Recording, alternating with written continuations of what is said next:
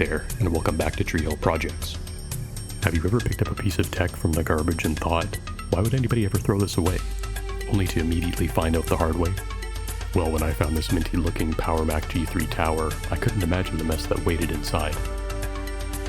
While I was expecting to see the usual leaky battery or capacitors, I would say what I found inside was just as bad. Let's get into it.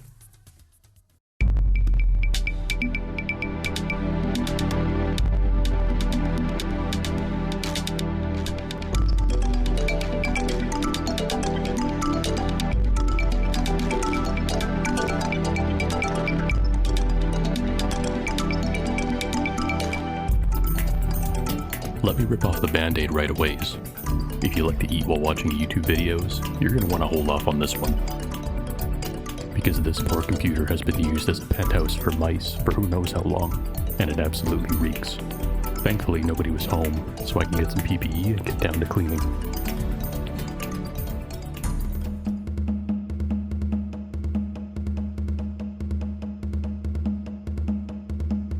First we need to vacuum out all the fluff and dust, so we can inspect the rest of the inside.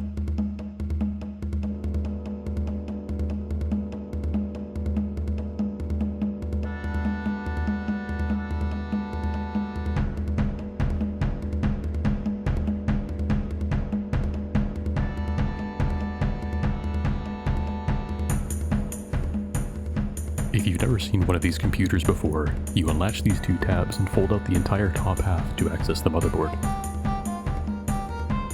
Yuck, there's a whole pillow's worth of fluff inside this thing. However, once we get down to the motherboard, we can see the battery is still intact, which is a big win.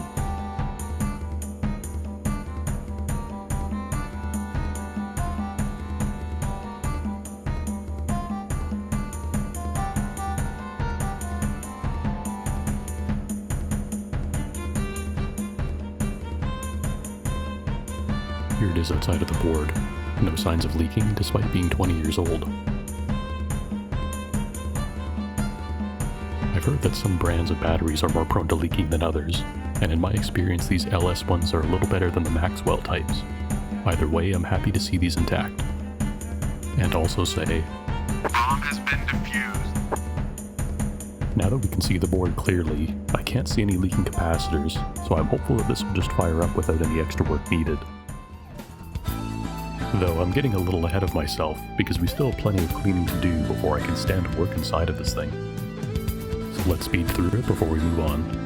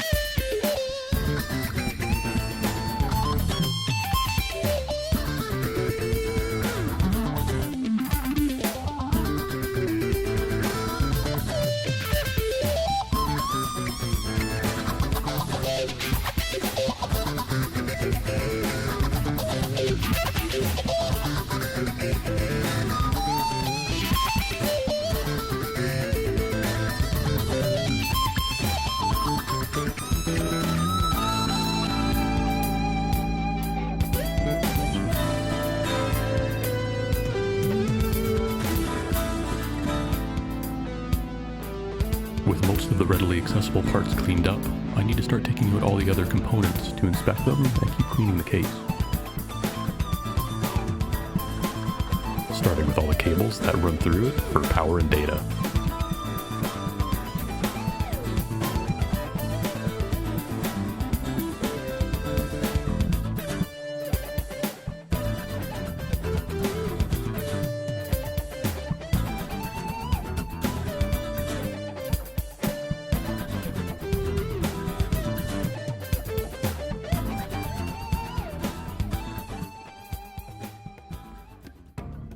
Next, we can take out the power supply to check for any bad capacitors.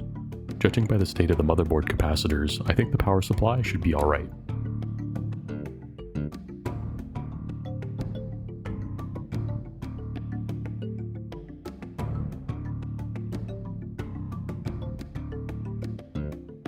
The only fan in the entire system is mounted below the power supply, and thankfully it just looks a little dusty, so we'll clean that up right away.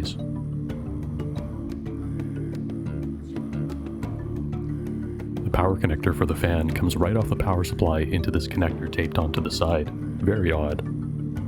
This does make me think this wouldn't be a very easy power supply to find a replacement for if it came down to it.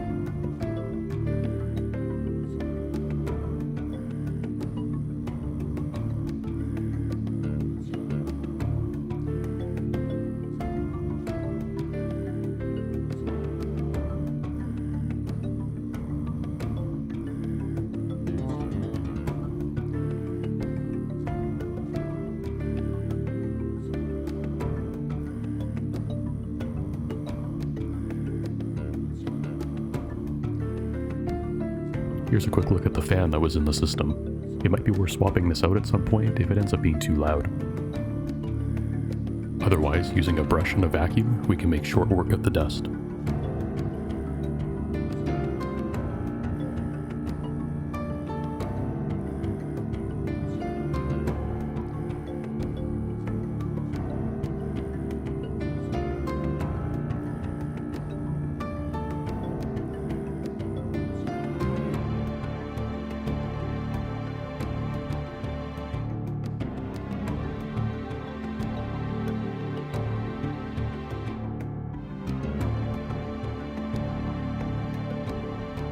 It was at this point I got a little sidetracked by the hard drive, and if you're eagle-eyed, we have an issue here you might already be able to spot.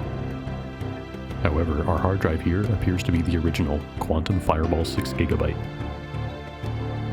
I imagine it's dead, but we'll find out pretty soon. Or not, because the IDE cable connected to this drive has been completely eaten through by the mice. With bits of the cable left in the case and entire chunks bitten out like a cartoon. And with one cable in this state, I'm afraid to look at the others. One thing's for sure though, we need to go deeper. The misery only continued as I pulled out all the cables from the system to find there wasn't a single one left unscathed.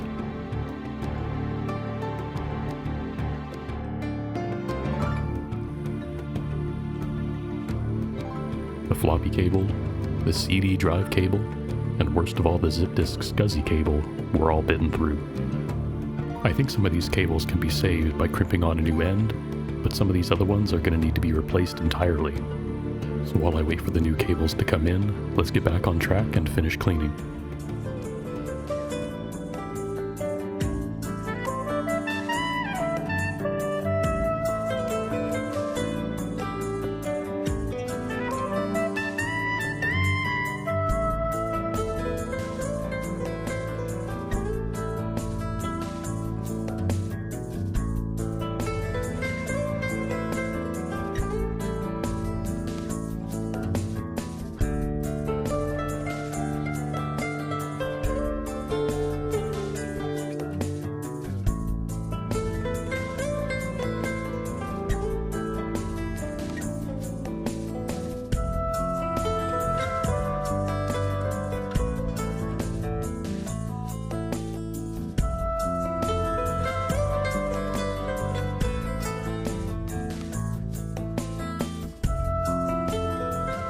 Removing the front devices is easy, but underneath it reveals another massive mess. Frankly, I'm at a loss for words for how those stains got there. There's nothing to do but wipe and scrape until it's all gone.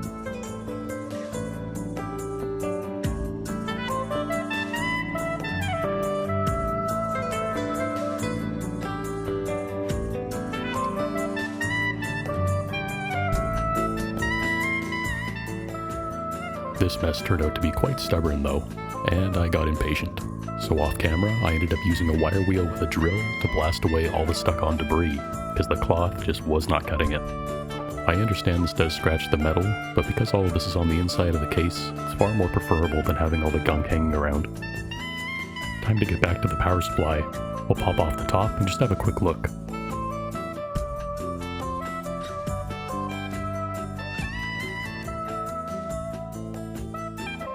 Despite a little dust, everything looks good in here. There are no bulging caps or leaking to be seen, so I feel pretty good about our chances. That is, until I found more chewed cables. This time on the fan power cable, and even on the Molex cables. These range from lightly chewed to almost completely chewed through. So we're going to need to do something about this, at least temporarily. So for now, we'll just cover everything up with some electrical tape until I can prove that this power supply works. The only cable that will need immediate attention is this part of the fan cable here.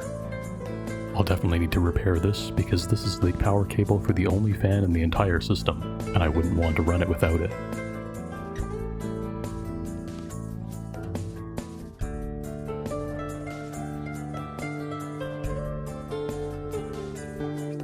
A little bit of solder and we're back in action.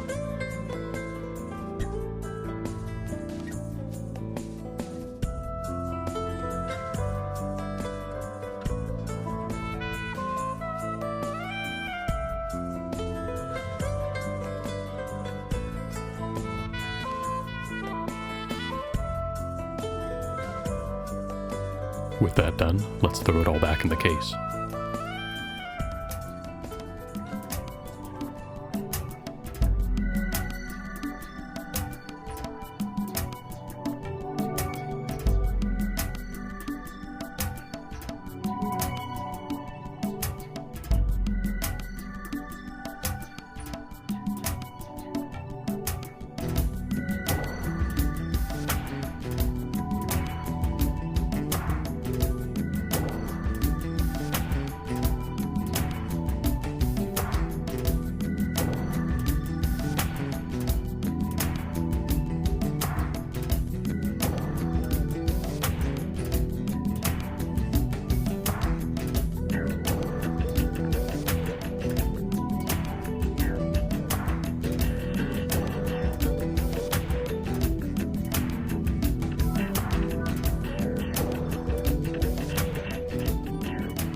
While we wait for the cables to arrive, let's have a look at the motherboard and see what we have installed.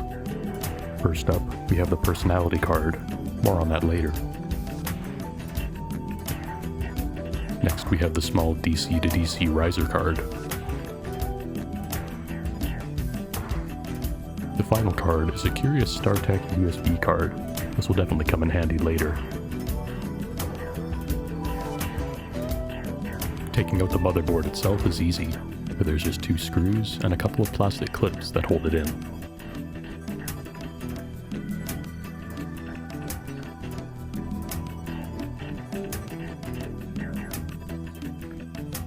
The motherboard I have here is 820-0864-B. And I have to say, despite the mess inside the case, the motherboard looks really good. While I'm aware many other Macs of the time are prone to leaking capacitors, I'm unsure if early G3s like this one are prone as well, or if I'm just lucky. Back to that personality card. This is known as the Whisper personality card, since it's the most basic of the cards and only has audio in and out. There was also the Wings card, containing AV hookups, and the Bordeaux card, which had AV and MPEG decoding for DVDs. I'm just giving this one here a little clean since it caught most of the dust in the case. The StarTech USB card is a nice to have, especially since there are no ports on the motherboard. We'll have to figure out how to get this working later.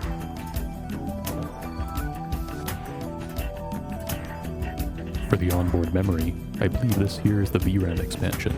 I'm unsure of the capacity, so if you know, let me know in the comments. The RAM here is a little bit easier to tally up. We have a total of 96 megabytes across 3 sticks.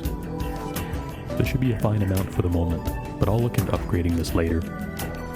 What I love about these computers is that you can see the specs it shipped with on the back, along with the date it was made. The date of manufacture appears to be February 12th, 1998. Based on this, it looks like the memory is upgraded, but the hard drive is original. Board inspection done, I'll put it back in the case and move on to repairing the ribbon cables.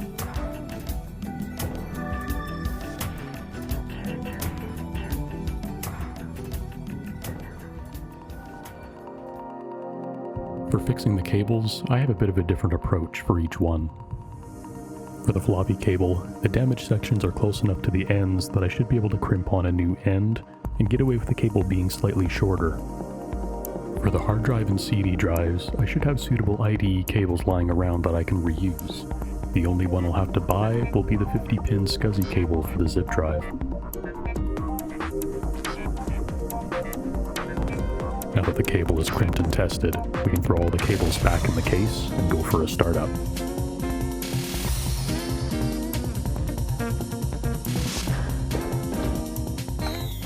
Routing the cables took a good amount of time and effort, but I was so excited because we were this close to being done. All of the time, effort, and money spent led right to this point. When I was finally done, I grabbed the basics and plopped the G3 on the floor to see if it was all worth it.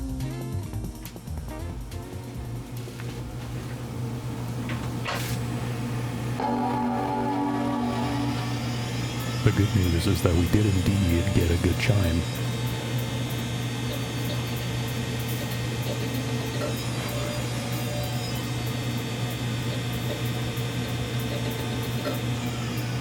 The bad news is that it sounds like the hard drive is dead, and we never got anything up on the screen. In fact, there's a distinct clicking sound that the hard drive makes right before the entire thing shuts down. So I think our first step is to disconnect the hard drive to see if we can at least get something on screen. But that didn't make a difference. What did make a difference was disconnecting the zip drive cable. Because it turned out, I messed up and bought a cable longer than the SCSI spec allows. Who would have thought? I'm assuming that the cable was causing improper communication with the zip drive and causing the system to hang on boot up. Because now we have the flashing disk cursor and everything is ready to go. I did try the hard drive again after finding this out, but unfortunately it was truly dead. Using an external Blue SCSI, I could boot macOS 9.2 to test if all the devices are working. It's crazy to think that this is probably the first boot that this machine has seen in around 20 years. The only message we get on boot up is the standard time reset error. We'll fix that in a little bit. So let's test the floppy drive. Does it work?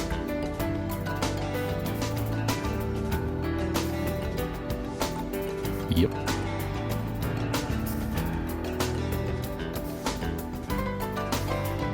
How about the CD drive?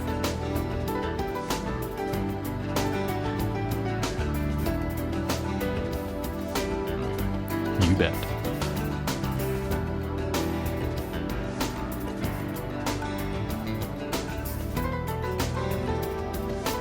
The zip drive? Oh yeah. This is all without having to open up any of these devices. They all just work perfectly. Time to get on to some upgrades. Starting with adding some feet to the bottom of the case, because this thing is kind of scraping my table up. So I take some measurements and cut some furniture sliders up to fit each of the four corners. Being sure to peel off this old adhesive before we put the new ones on.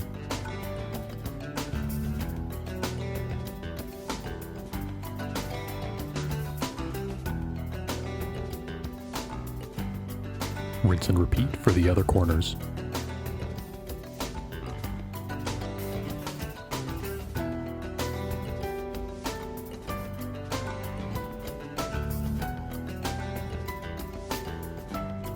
The main upgrade, of course, is a hard drive replacement.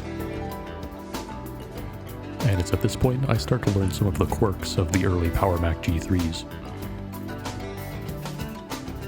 Mainly how picky it was with different drives.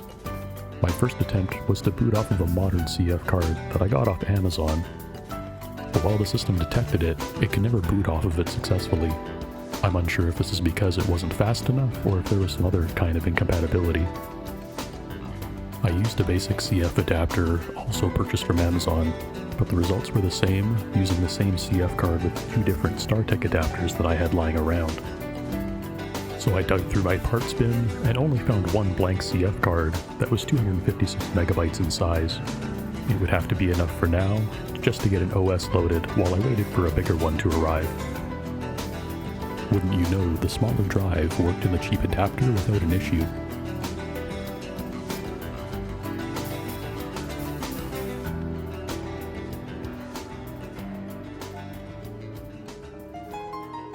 Soon enough, we were booted into Mac OS 8, messing around with some settings and playing with the jigsaw puzzle.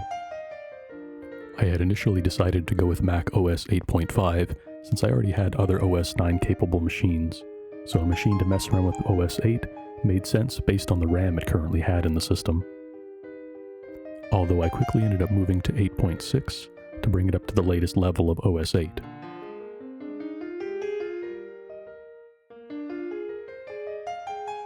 Next, we add utilities like Stuffit to unpack the USB adapter drivers that we'll need shortly. Using a USB will make transferring games and programs a ton easier.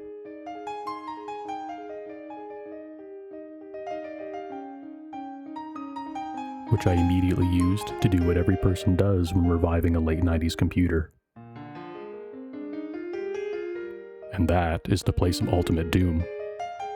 Not just because it's a good game, but also because it was small enough to fit on the tiny amount of hard drive space that I had left.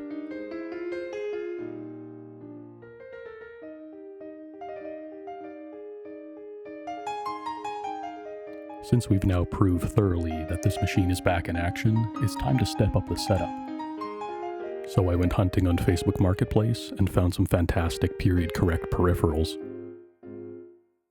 A pair of Apple-powered speakers and a Trinitron-based Apple display really ties the whole setup together. And just in time for the new CF card to arrive from eBay. Hopefully this one will work better than the last. There was one last change to make before we could call this all fixed. That was a coin cell battery holder to solder to the motherboard to keep the system timed between boot ups. I'll just tack it to the back so it can be easily removed later. And with great relief, I install OS 8.6 onto the new CF card successfully, including all the previous programs I had mentioned before. We once again pick our favorite Earthbound themed background, plug in an actual optical mouse, and get ready for some late 90s PC or Mac OS gaming.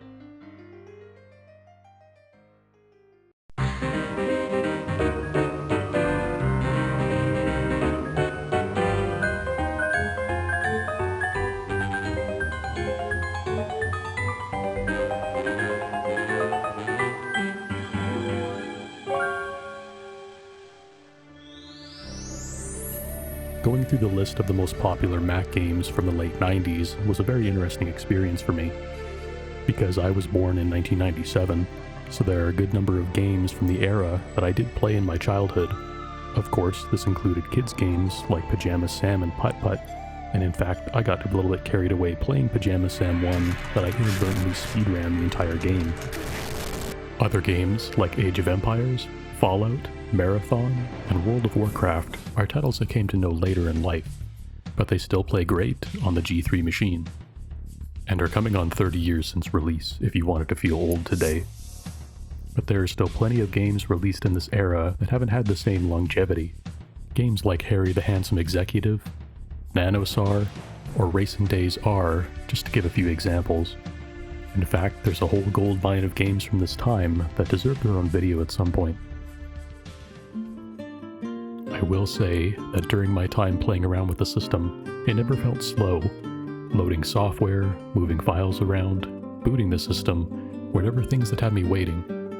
I understand a fresh OS install on a flash card helps out, but despite its slightly dated looks compared to the machines that came shortly after, this is a snappy system. In fact, the G3 was quite the jump in power during a time when technology was already moving quickly. Early G3s like this one outperformed the previous PowerPC 604E and Macbench despite running at a much slower clock speed. Even against the Pentium 2, the lower clock G3 matched or beat Intel's flagship chip in multiple cases. This then spawned the famous ad where the Pentium 2 was portrayed as a snail in comparison to the mighty G3, or being so fast and powerful that it needed to be put out like a fire.